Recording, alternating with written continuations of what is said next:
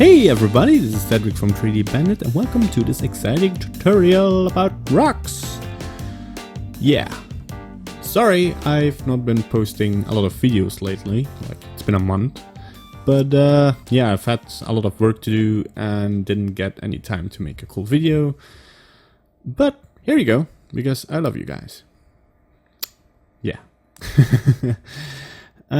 So we're making this cool procedural, because procedural is cool, texture with a lot of cool detail, visual interest, different patches of noise and stuff. Also doing some funky stuff with reflections. It looks really interesting. And yeah, let's jump right into it. Because I know you guys want to see how we do this. So I've got a basic scene set up here, and I've got two lights, just warm light, cold light. I also have an environment texture setup, and just a basic object to preview our shader. So let's go into preview mode. Also, I'm working in version 2.75, which is it officially released yet? Let me check blender.org. Yes, it has. Yay! So, but yeah, let's make this cool texture a thing. So, we're starting with the basic like things we need to make all the textures, and it's a Musgrave texture. I'm gonna set this to multi-fracture. I'm gonna pull down the scale. These are gonna be my different patches of the material. I'm gonna bring up the detail. Also bring down the dimension a little bit to 1.6 to be precise, and also to 2. This will make a more gradient between the different patches. And the offset again, don't do anything really. So this is our big detail. So the different patches to bring in the detail. And then now we want to combine this with a noise texture, which is going to be our small detail. I'm going to bring in the scale to about 70, pump up the detail to full, and give a subtle to the distortion value. Because if you go way out of it, you get like these very strange curly stuff, like you just took LSD or something. I don't know, I don't do drugs. So if we put this in a very small value before it gets all curvy and funky, it kind of adds more detail. Like if you 0.5, it's a pretty good job. So are we going to combine these two? No, we're not. We're actually going to use this noise texture in the vector. Okay, thank you. So now I have the noise texture influencing the Musgrave texture in way too much. So what we're going to do is get the Musgrave texture, press Ctrl-T if you have the Node Wrangler add-on, else you manually just add the texture coordinate, put it in generated. This is just the default value if there's nothing put in the vector. And we're going to combine the texture coordinate and the noise texture, and we get this. It's very weird. So this is just a mix between the noise texture and the normal texture generated coordinate to get a balance between the two and make this influence the Musgrave texture. So we've something about 0.9. It's warm outside and my talking skills are lagging behind, but we can see here that it influences the noise on the Musgrave texture, and we can get cool detail without losing the big details. Detail. Wow, that's a lot of detail in one sentence. And we're gonna use this, so this piece for a lot of stuff. For the bump map, the reflections, the color ramp, and well, that's basically it. So first we're going to set up our different shaders. So we have a diffuse shader, our glossy shader, of course, because we want to have reflections, and we're going to combine these two. And normally if you've seen some of my videos, I use the Fresnel node. But I want to change this to the layer weight, because a friend of me, like Syndicate Pro, told me that you actually have more control, and I've seen a couple of other Blender nerds using this. And the facing node, what this does, the Fresnel node is physically accurate, but the facing is just a value from 0 to 1 from how much % it's facing you. Huh. Yeah. Okay. So if we put the facing into the RGB curves and bring this down, we can actually make our own Fresnel, but with more control over it. So if we want to simulate like the pure Fresnel stuff, we can do that with with an exponential curve. And what we want to do for the rock is actually get a lot of diffuse. So I'm gonna put this all the way up here.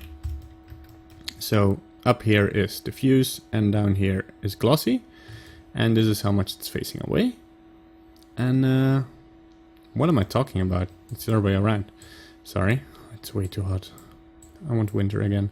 So down here is the diffuse, and up here is the glossy, and like all the way to the right is facing. So when it's facing all the way gone, I want only to have a little reflection. I don't want it to go all the way. And I mostly want to have diffuse, because sandstone and normal stone is very grainy, has a lot of very small particles, and doesn't, in general, doesn't reflect a lot. So I'm gonna bring this in the mix shader, and we have a basic shader, a basic physically based shader. If you've seen any other videos lately in the Blender community, you know this setup. So now we're gonna combine this with the Musgrave texture in more than one way. I'm gonna bring this back here. First things first, I'm gonna bring in a bump map, get this vector into the height, and check this bump map out. And it looks cool. Maybe want to put it down to 0.5. And you can already see that you have like these different patches where there's less detail, like for instance here and here. It kind of flattens out without losing too much detail, without like looking like this, where you have like a lot of detail and then it's unrealistic flat surface. But you have more of this evened out detail, but with more visually interesting, like for instance up here, parts where there's less detail. So I'm just gonna pump in this in the layer weight, in the diffuse, and in the glossy, and boom. We got already our bump map, which is awesome. Next is the color. I'm just gonna bring in a color ramp, and we're just gonna add 2 nodes and whoops, delete the color ramp. That's not a crucial part of the process, but maybe just go in here first and like this, bring in the Musgrave texture, and then we can see here that you get some interesting colors. I'll suggest that you look at some reference for this to get it right. I have some reference on my right screen, but I can't show it because of copyright stuff. Plug this only in the diffuse map, not in the glossy map, because the glossy color defines what color it, which color it reflects, and white is just, it reflects all of the colors which you want to have. And if you're gonna preview this, it already looks cool. So we're just gonna make this maybe a bit more subtle, bring this more in. Yeah, something like this. Maybe bring in another node, make it a little bit more of a different tone. You can also use grayscales if you want to make cement stone or gray stone, or you can make blue if you want to have blue stone. I don't know, do funky stuff with it. So, next part is to bring in some visual interest in the reflections. And this is just by bringing in another color ramp, bring in a vector again. And here we want to Well, we want to plug this in the roughness value. As if we preview this now, we already get something interesting. So just to explain what's going on here, the color ramp will have black as a 0 value and white as a 1 value into the roughness. And if you're somewhat familiar, the 0 value makes it chromy, like all the way reflection, like a mirror. And 1 makes it almost diffuse. So if you're gonna bring in this, it's gonna make the white all the way diffuse and this gray part a little bit more reflective. But we don't want to have that. We actually want to pump this black all the way up here to make it a lot more reflective. Bring in another one and have this like in a gray area again, like something like this. Yeah, what that's gonna do, if we bring this back into the gonna take out the normal to preview it better, is actually bringing these little rings that reflect more. And yeah, if you want to have more of these, just bring in more of these. I'm just gonna preview this. Maybe a little bit more here. Yeah, this could look interesting. And I want to have these harsh edges, like these waves of stuff. And if we're gonna preview this, yeah, this looks very interesting actually. So also maybe you want to put some B-spline to make it a little less harsh. Also maybe do the same over here. And then we can plug in a bump map again. And now it's a bit hard to see at the moment, but if we preview our entire shader again, you can see that you have different parts with different kinds of reflection. Of course, we can not liking the normal amount of reflection at the moment, so I'm gonna put the gray values a bit more up, like this.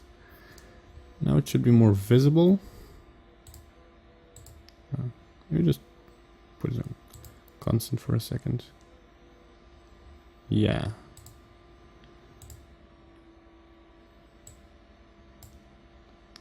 You can play around with it a little. Just gonna check in. Yeah, it's maybe a bit not enough at the moment. I'm gonna bring this in a little more. Bring another one. One in the middle here. Yeah, it's maybe a little bit more. Check this out. Oh yeah, so this is already a little bit more interesting. Where you have parts where it reflects more and where it reflects less. It gives you somewhat more of a interesting look. Also gonna desaturate some of my colors here a bit, because it looks a little bit too saturated at the moment. And yeah, and that should already give you a very cool stone shader. Another thing you can do is, of course, like you've seen in so many of my videos, bring in the pointiness value, bring this also in a color ramp, or you can even just duplicate this one. Oops. And then you have lighter colors where the worn edges are and darker colors where the sand creeps up. And of course you can just mix this with the I'll add this to the multiply it.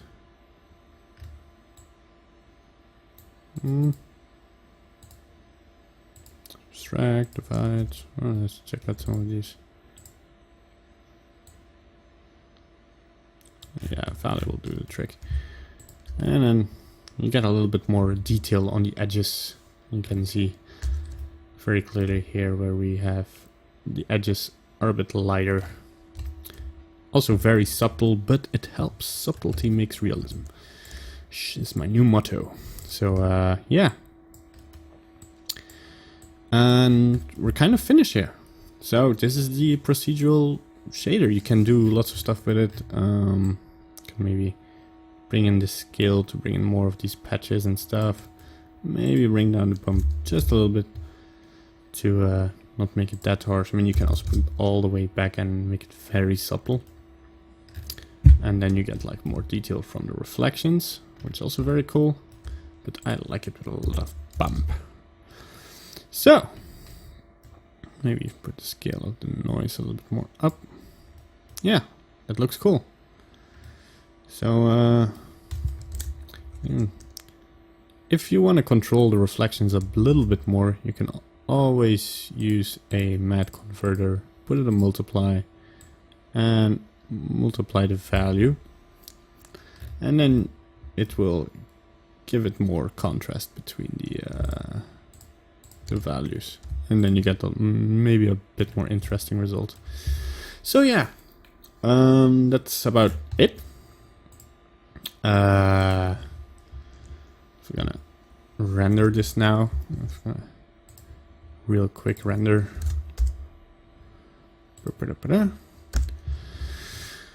We can see that we actually achieved the result. If you want to have some other effects, you can always like change the colors of the. I'm gonna check here.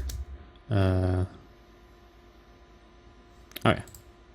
You can always change these colors to give them more gray color or more blue color. You can change it up. You can change all the RGB curves, how much of the facing it should reflect. I think in my personal preference, I would put it a little bit more up. Yeah, also don't forget to put your normal back. And if you render it, then you should get a pretty cool result. So, I hope you enjoyed this tutorial while it's rendering. And like and subscribe to this video. I will apologize also in advance because the frequency of videos will not be as high as it used to be. Because I have a lot of jobs at the moment and a lot of opportunities coming up, which I cannot discuss. And maybe, but just maybe, I will make a very cool tutorial series in the future, like in the next few weeks, but that will be totally dependent on how much time I have. It will come out, but I don't know when. So, I hope you enjoyed this tutorial. I'm sorry if I sound tired, it's very hot, even in Belgium. So, hope you enjoyed, like and subscribe again. And see you next time. Happy blending! Yay! Stop recording. Ah.